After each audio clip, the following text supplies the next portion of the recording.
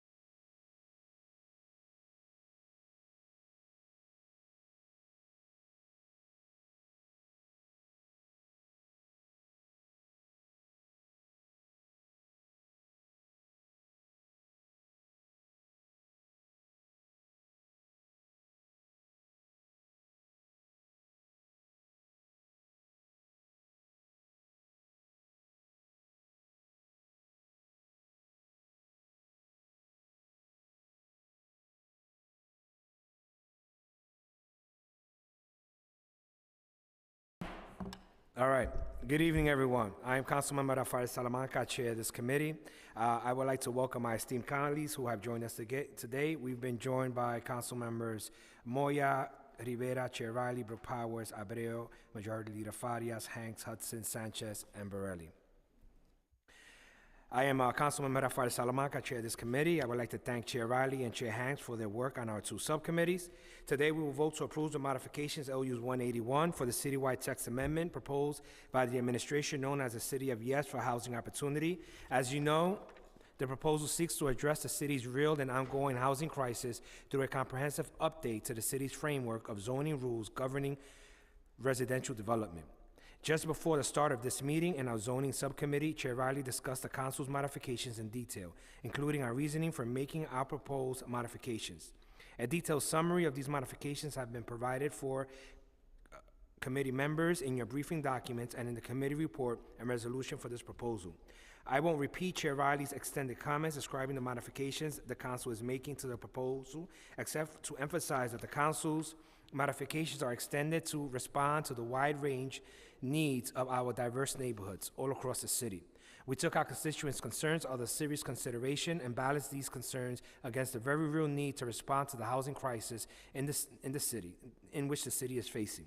In addition to our text modifications for the proposal, I am pleased to also report that the council has been able to secure a wide range of commitments by the administration of $5 billion, with $2 billion for housing programs, $2 billion for infrastructure, and $1 billion for increased agency capacity, which will include expanded opportunities for the creation of new affordable housing, together with the preservation of existing affordable housing, with substantial funding commitments from the administration to achieve: 1, creating more deeply affordable housing; 2, supporting the expansion of affordable home ownership opportunities, including down payment assistance and help for existing homeowners; 3, strengthening affordable housing preservation, including substantial funding commitments to support NYCHA and Michalama developments, all of which are critical to the affordable housing which hundreds of thousands of New Yorkers live in today. We have also expanded funding for tenant protections.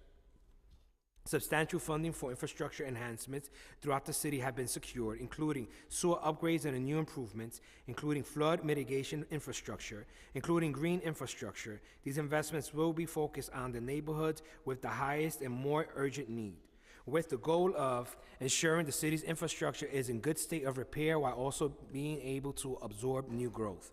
Agency capacity will also be increased for additional staff to support the proposals we are voting on today, including the Department of Building and HPD staffing for inspections and enforcement, and DCP for planning studies that support community-driven neighborhood planning processes.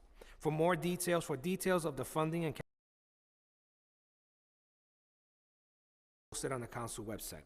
Today, we will also be voting to approve LUs 185, 186, and 187 for the Port Authority Bus Terminal Replacement Project in Councilmember Bacha's district in Manhattan.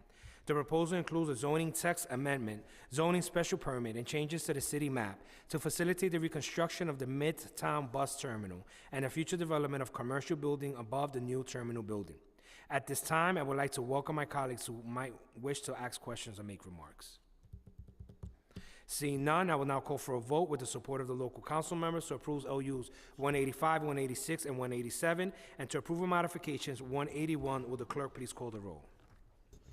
Good evening, William Martin, Committee Clerk. Roll call vote. Committee on Land Use. All items are coupled. Chair Salamanca. Aye or no? Moya. I vote aye. Thank you, Councilmember Moya. Brooks Powers.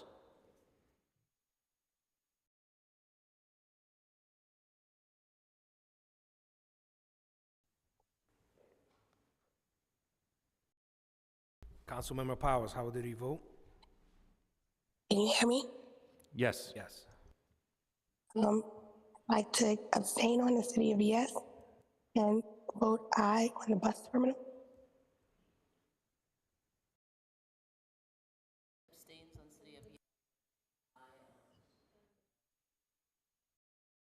Councilmember Powers, can you please repeat your vote?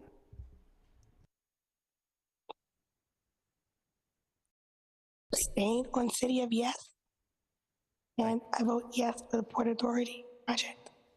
Thank you, Councilmember Brooks Powers. We got it. Thank you.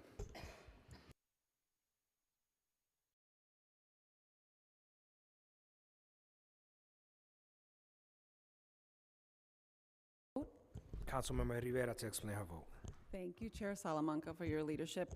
I want to thank the Speaker for being a housing champion, for seeing that all of our neighborhoods are distinct and all deserving of a plan and opportunity, no matter how modest, to address our housing shortage while also securing unprecedented financial commitments. I want to thank City Planning, the Mayor's Office, HPD, and a special thank you to the City Council team for their hard work on the City of Yes for Housing Opportunity proposal. I'm voting in favor of the City of Yes proposal today because we cannot forego this moment. In negotiating and in my hopes of ultimately getting to yes, we have and must continue to consider our vacancy rate is less than 1.5%.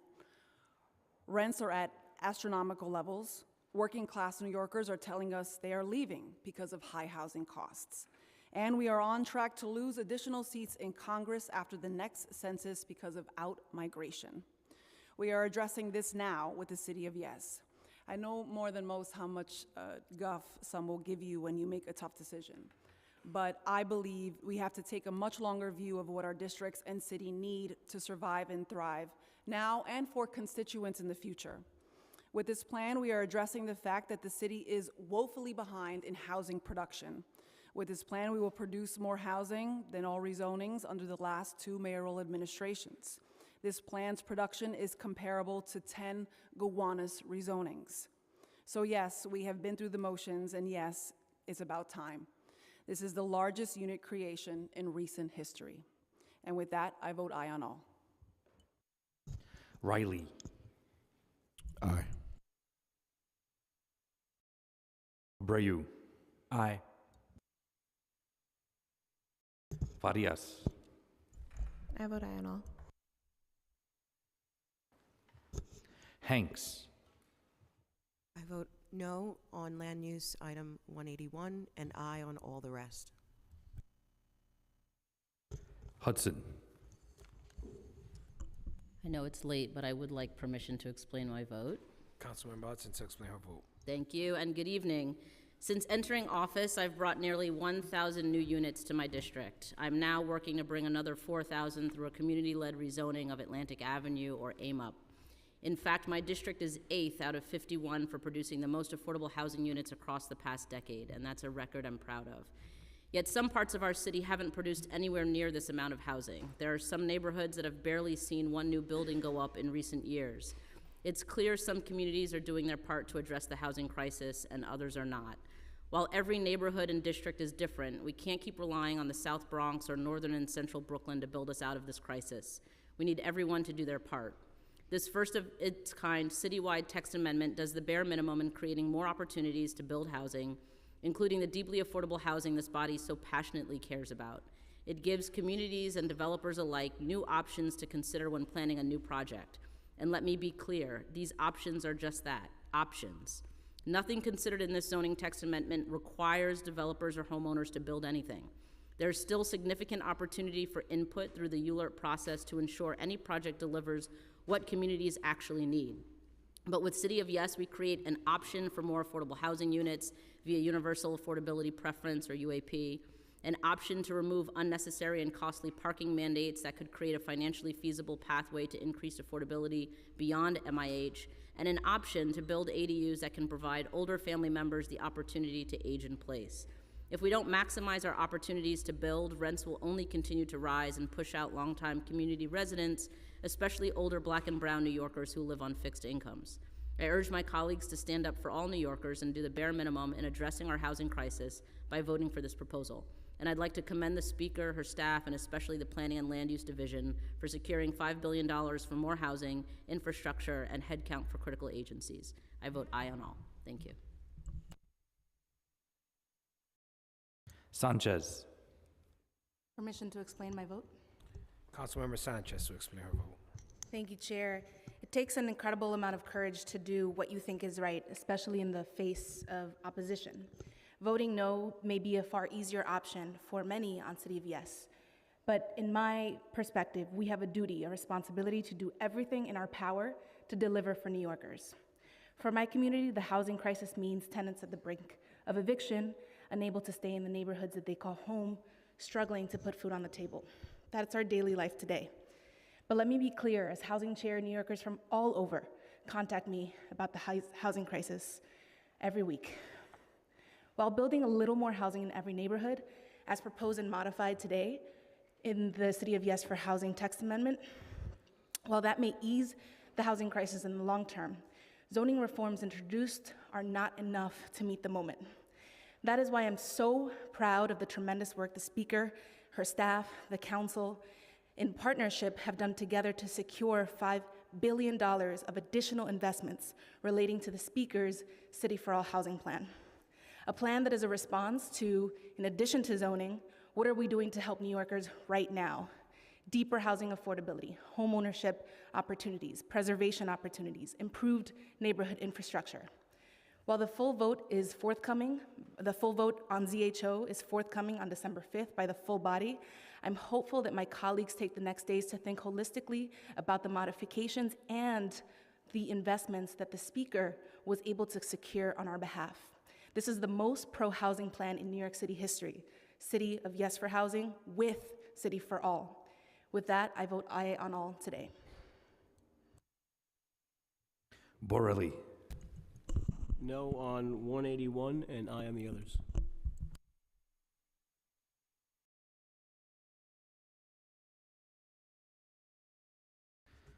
Land Use 181 has a vote of 8 in the affirmative, 2 in the negative, and 1 abstention. Land Use items 185, 186, and 187 have a vote of 11 in the affirmative, 0 in the negative, and no abstentions. All items have been adopted as described by the chair.